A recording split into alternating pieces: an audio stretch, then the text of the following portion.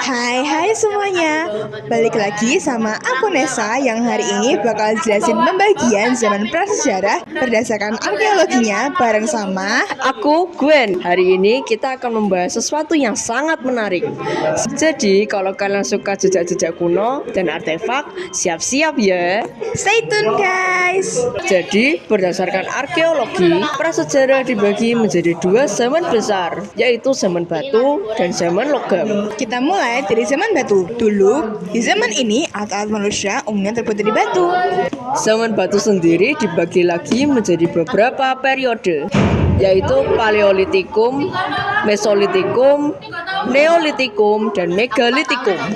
Mari kita bahas satu persatu. Yang pertama, Paleolitikum, yaitu zaman batu tua. Di sini, manusia hidup nomaden atau berpindah-pindah.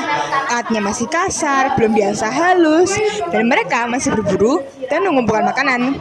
Beberapa fosil manusia purba pada era ini misalnya satu Homo erectus, Meganthropus, dan lain-lain. Lalu kita ke Mesolitikum, yaitu zaman batu tengah. Di sini itu masa transisi antara Paleolitikum dan juga Neolitikum. Alatnya sudah mulai lebih halus meski masih sederhana. Pola hidupnya sudah agak menetap, tapi masih ada yang berpindah-pindah. Ada budaya Joggenmodinger, yaitu sampah dapur kerang, dan tempat tinggal seperti gua, yaitu Apistosros. Yang ketiga ada Neolitikum, yaitu zaman batu baru. Manusia mulai menetap dan bercocok tanam, yaitu food producing. Alat batu sudah mulai dihaluskan, yaitu seperti kapak persegi, kapak lonjong, dan lain-lain. Ada juga tembikar, perhiasan, mata panah, dan sebagainya. Kemudian yang keempat, Megalitikum. Dalam periode ini, manusia mulai membangun struktur batu besar, seperti menhir, punden berunda, sarkofagus, arca batu. Ada juga upacara kepercayaan dan pemakaman tertentu. Langsung saja kita lanjut ke zaman logam. Setelah adanya zaman batu, muncullah zaman logam. Di sini, manusia sudah mulai menggunakan logam untuk membuat sebuah alat.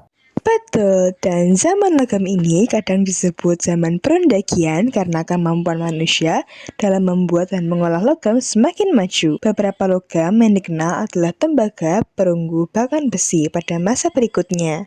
Tapi, Indonesia hanya mengalami masa perunggu dan besi. Nah, untuk zaman logam di Indonesia memiliki ciri khas. Kita sering menyebutnya zaman perunggu dan zaman besi karena zaman tembaga tidak ditemukan secara luas di sini. Yang menarik, mereka sudah mengenal teknik peleburan dan juga pencetakan logam. Ada dua teknik utama. Yang pertama, yaitu teknik cetak tuang atau bivalve, yaitu menggunakan cetakan batu yang bisa dipakai berulang kali seperti membuat cetakan kue. Ini menghasilkan benda-benda yang seragam. Lalu yang kedua ada teknik cetak lilin atau asir berdu, yaitu membuat model dari lilin, lalu ditutup tanah liat, lalu dibakar. Lilin ini meleleh meninggalkan rongga untuk diisi cairan logam, dan cetakan ini hanya bisa dipakai sekali saja. Dan untuk peninggalannya pun sangat maju dan tidak kalah menarik. Kita tidak hanya menemukan alat kerja, tapi juga benda-benda upacara dan seni. Contohnya seperti kara, yaitu genderang perunggu besar yang sering digunakan untuk upacara. Kapak corong atau kapak perunggu, kapak dengan lubang di bagian belakang untuk pegangan, menunjukkan teknik pembuatan yang canggih. Kemudian arca perunggu dan bejana perunggu, menunjukkan keahlian artistik yang tinggi. Moko, sejenis nekara kecil yang ditemukan di Alor dan berfungsi sebagai alat tukar atau mas kawin.